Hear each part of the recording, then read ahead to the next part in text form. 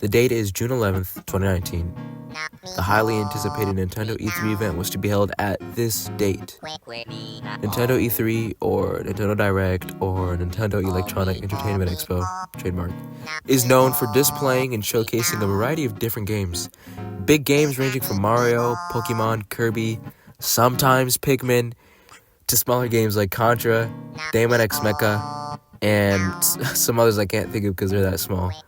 But the one most anticipated game, was a sequel to the critically acclaimed Legends of Zelda Breath of the Wild. Breath of the Wild at the time was one of my favorite games. I've never really been like an open world game type guy, but it really did it right. Breath of the Wild truly felt like my own adventure. It's literally the only game where I've played over 4 times. Dude, I love the game. And it honestly didn't seem like it could get any better. The game looked amazing, the puzzles were engaging, the music was phenomenal, and the story was pretty damn good. So, it was really hard to see how the next game could top Breath of the Wild. More so, it was hard to see how the franchise could move on forward. You have to understand how much of a bombshell Breath of the Wild was initially. It was the first true open world in the entirety of the franchise. The first non-linear exploration game. So it was hard to tell if it could, continue like that. Would Zelda go back to tradition? Or would it continue to pop out colossal games like Breath of the Wild? We didn't know, but we still waited for the next entry. Patiently. Intensely. And then it came. Well, sort of. It was an untitled game at the time, so it wasn't really Breath of the Wild 2. But, it showed our main protagonist and his other half kicking it, so, it made us go a little wild. We were finally getting a new Zelda entry. May 12th, 2023. After a couple more trailers, teasers, and gameplay teasers, the game was officially released. And let me tell you, this game went above and beyond. Remember how I said it didn't seem like they could improve Breath of the Wild anymore? They did. Oh God, they did.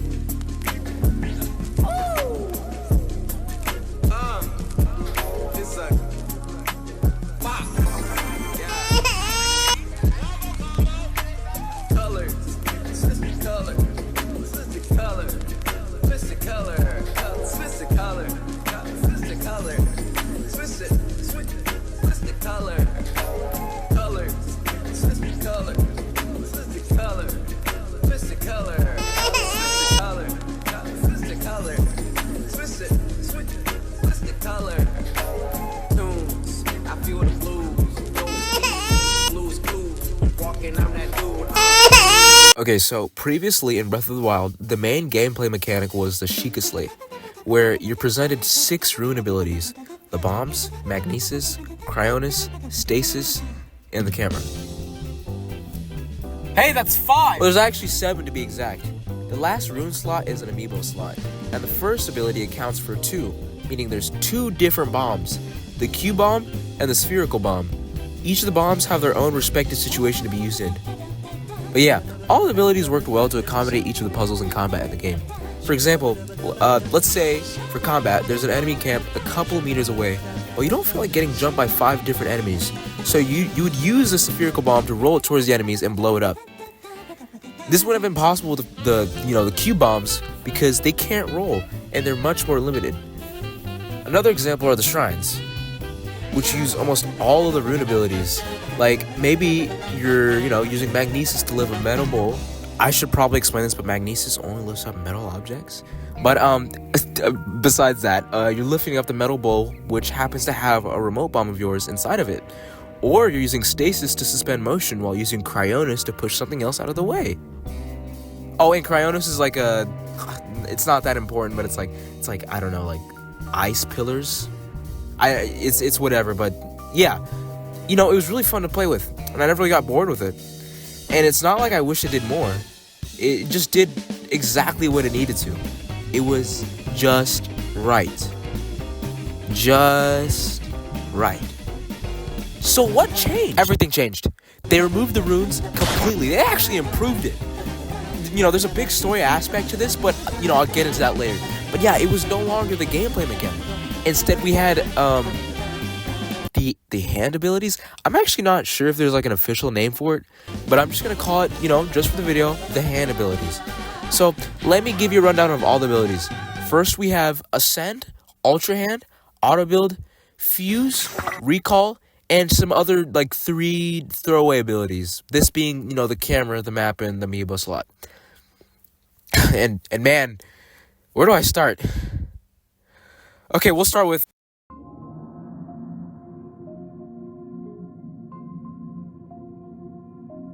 Yeah, okay, I kind of want to start with the meh of the abilities first. Very similar to Cryonis, where it's more of a traversal ability. Ascend enables you to travel through any surface so long as you're located directly under it with no obstructions from the top. I think the ability isn't too crazy. I mean, it like kind of almost completely throws away the need to climb mountains, which is it's okay, I guess. I didn't completely hate climbing mountains, so it's not like I'm like, woohoo, no more climbing. It's more like, okay, less climbing, I'm down with this. But I do think it's an improvement from Cryonis. And that's it for the meh of the abilities.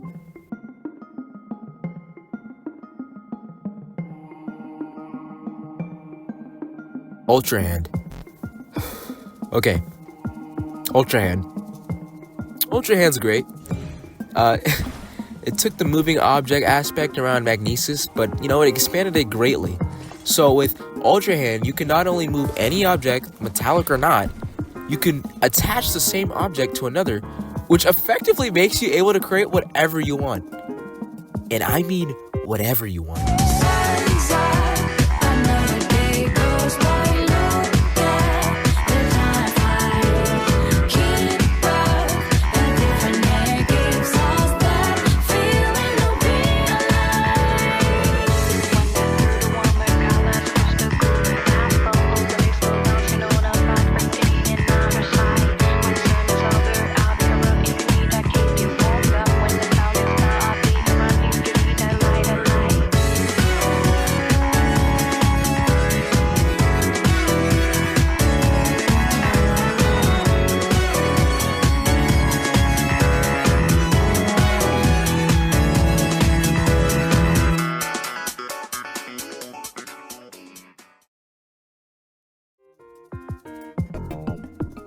Yeah, man, I'm not joking. With all the new attachable items, which are called Zonai devices, the possibilities are endless. To give you perspective, here's a list of all the Zonai devices. A fan, a Zonai wing, an air balloon, a time bomb, a fire hydrant, a flame emitter, a shock emitter, a frost emitter, a beam emitter, a laser, a sled, a rocket, a portable pot, a steering stick, wheels, big wheels, battery, big battery, a spring, a cannon, a stabilizer, a hoverstone, a light, a stake, a mirror, a homing cart, and a construct head, which are kind of like homing devices. Not like a homing cart. It's stationary. But yeah, it's a lot. But yeah, it's I don't even know, man. I love it. It this alone adds so much to the game, and we still have 3 more abilities.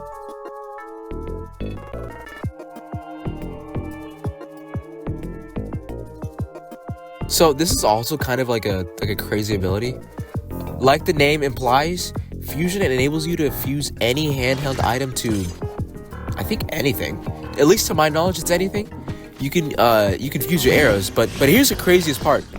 Not only does the item fuse together, but its character traits fuse together. Let's say you come across a fire fruit and you fuse your arrows, and now you can shoot fire arrows. Or you come across a puff shroom and attach it to your shield, and now you can create a smoke screen every time an enemy hits your shield. And this is also like the tip of the iceberg. You can also fuse monster parts to your weapons, which increases the damage they do. And this scales with the strength of the monster. Silver enemies providing the most additional damage. Or is it gold? I'm actually not too sure. I think I'm pretty sure gold enemies are for master mode only, and there isn't a master mode on this on Tears of the Kingdom. So, but the point is, the stronger the enemy, the stronger the weapon, and this scales by a lot. Like for reference, a silver Lionel horn provides 51 attack points. This literally takes any weapon and makes it worth something, and that's not to mention the weapons that already have a great attack points. Like, okay.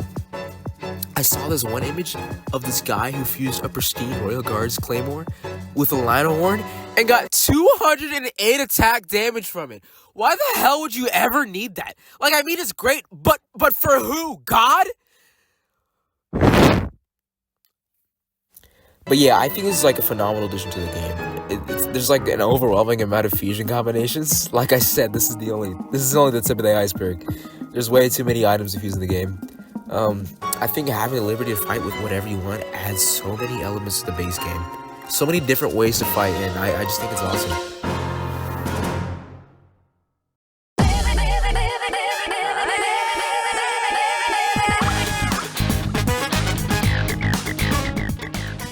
Rewind. Nah, just kidding, man. It's cool. Recall's cool. It's a little simpler, it's on the simpler side, but it's definitely one of the cooler ones. The basic gist of Recall is it allows you to rewind the movements of any item. It's like stasis, but instead of stopping the movement of items and enemies, it just rewinds them. Or more specifically, items, because unfortunately you can't recall enemies. And I'm okay with that, because let's be completely honest, what would you really need to do with rewinding enemies?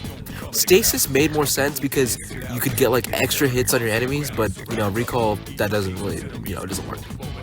But yeah, Recall is actually like a really smart decision retrospectively.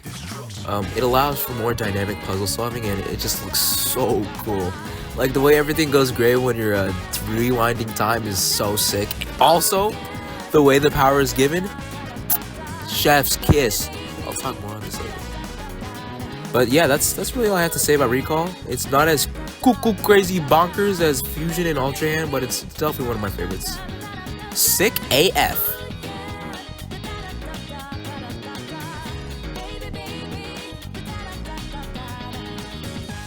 This will be a shorter section, but it's in the name.